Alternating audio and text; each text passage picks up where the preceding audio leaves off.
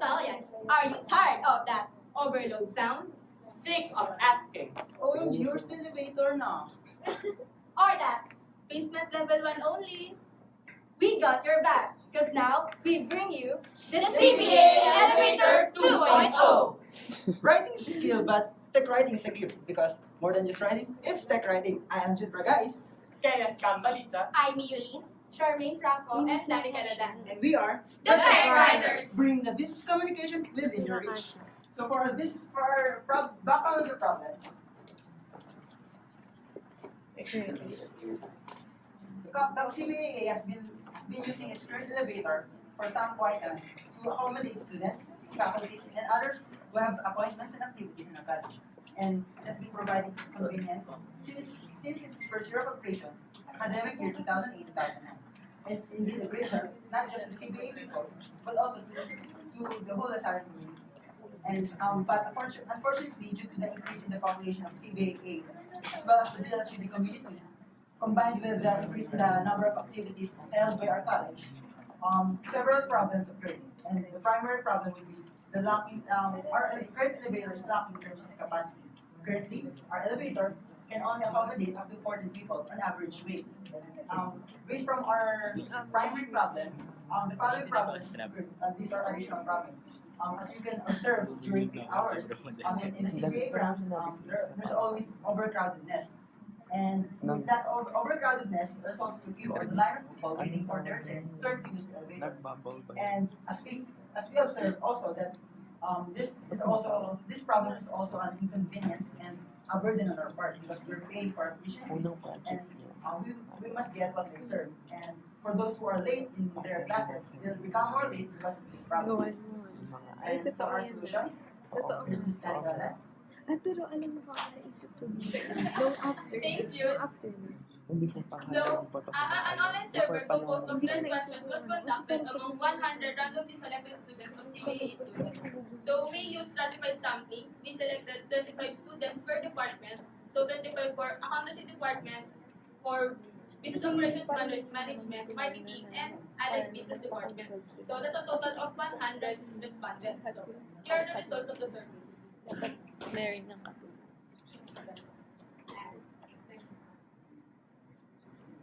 So the survey reveals the need for the expansion and extension and expansion of the CBA elevator. So first, most of the respondents agreed that the current condition of the elevator is lacking in terms of capacity. Second, they also agreed to extend the elevator to the basement floor because they frequently use the basement. So in light of this, we can assume we can assume that the extension and expansion of the elevator is needed for the CBA. So we asked an engineer about our proposal, but he said that it is not feasible because of the building structure. So for that reason, we now propose the construction of new CBA elevator. So the new CBA elevator will be located on the right side of the building. So here is the proposed location.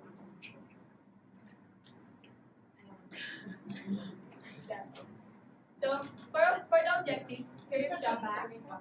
Yes, ma'am, at the back. At the other side. At the Right side. yeah.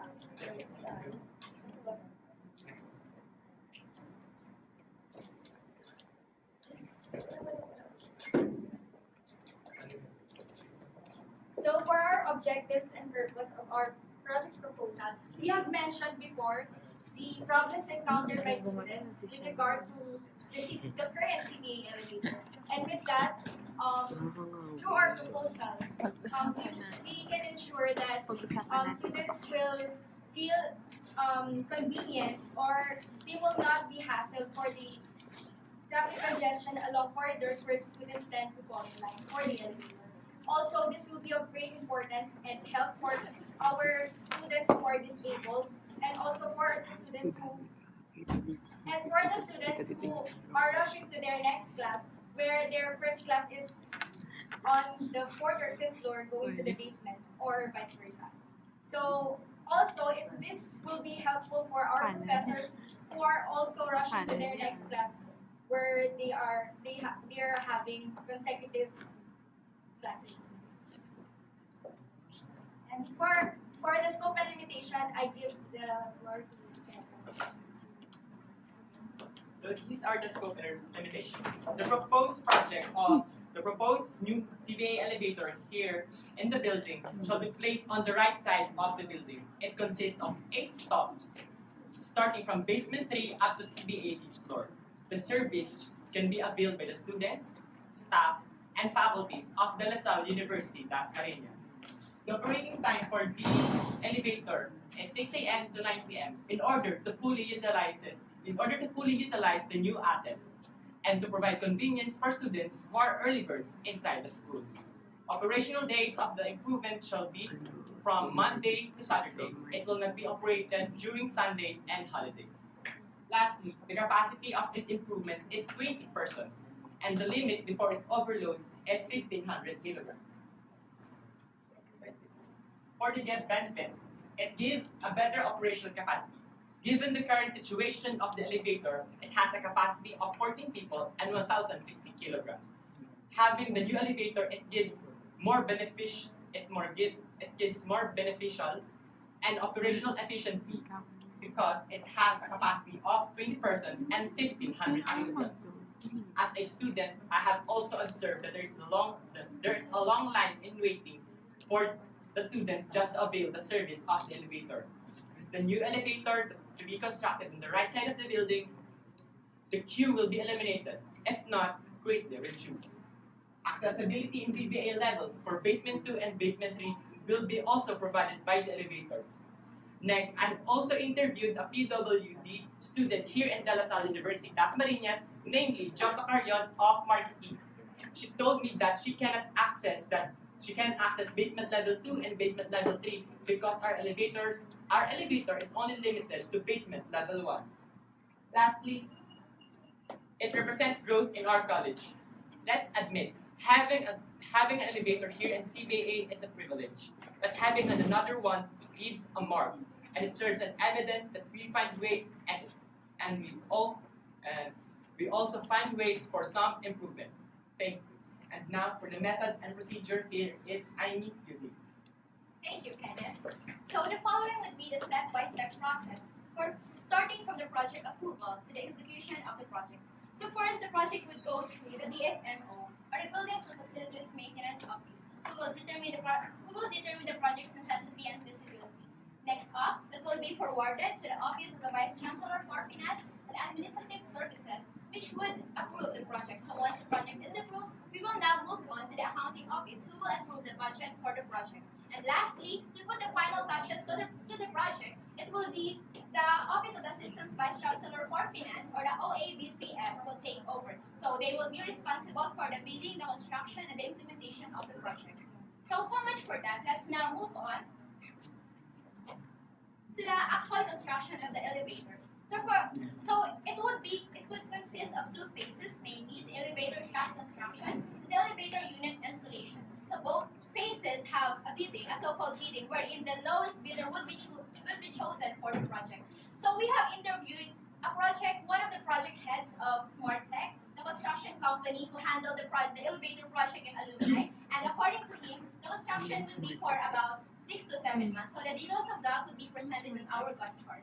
So next is the elevator unit installation. So after the elevator shaft has been constructed, which should be designed according to the elevator unit that would be purchased, the elevator unit would be installed by the chosen supplier. So the installation would take for about 2 to 5 days. So the amount here is in dollars since the elevator unit is imported from another country. So now the CBA Elevator 2.0 is ready for use. So how do we implement it? So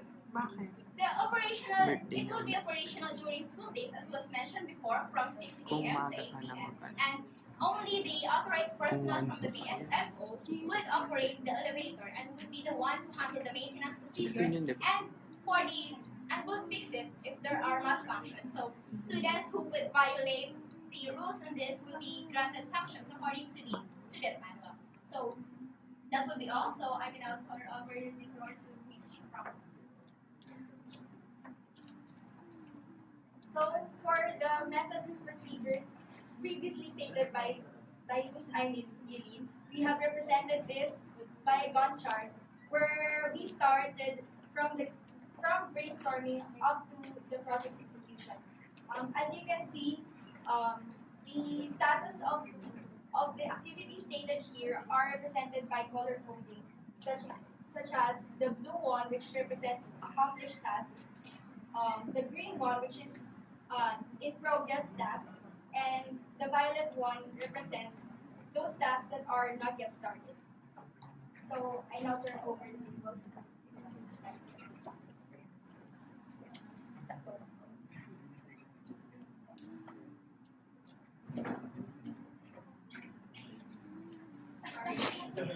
So there's a shift in the order of the presentation. So for the personnel involved in the project, so as was mentioned before, there would be 3 officers involved in the project. Would be the ABCF, the BFMO, and the OBC. So specifically, the following are the persons responsible for the project: Mr. Dennis B. Fontanilla, the director of the BFMO; Ms. Mary May C. Yulahio, or CBFMA, for the OBC Pass, and Ms. Melina Duperwa and Tudora Amyo, and Beverly O. De La Cruz for the OABC. So, back to you, Daniel. Thank you, Riley. So, the total cost for the construction of the new CBA elevator as follows. So, for the construction of the elevator shaft, so here are the works needed and the corresponding labor and material costs. So, that's a total estimated cost of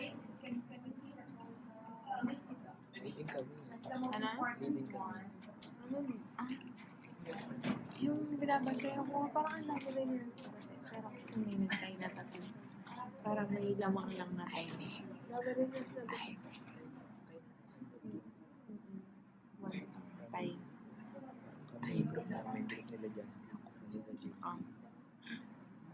Yung feeling na minsan ako wala it's na. around Minsan ka, 800. sayang. Tagal lang.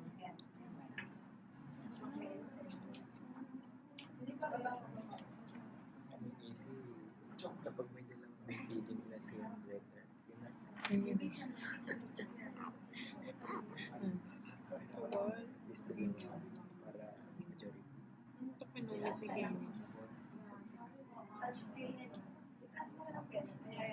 So, it's 8,882,956. Okay. Where did you get that amount? I mean, company, alright. So, what else?